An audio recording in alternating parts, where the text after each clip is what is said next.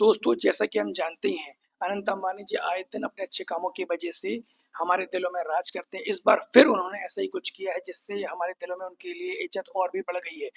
दरअसल कोलंबिया सरकार ने 80 हिप्पोपोटामस एनिमल्स को मारने का फैसला किया है, लेकिन जैसे ही अनंत अंबानी जी को इसकी जानकारी लगी, उन्होंने तुरंत उन 80 एनिमल्स को भारत लाने का फैसला किया है और उसके लिए पेपर वर्क चालू कर दिया है।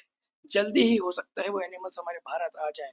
आप इस फैसले में उनके साथ हैं, तो कृपया अपनी राय को कमेंट में ज़रूर शेयर करें। Thank you.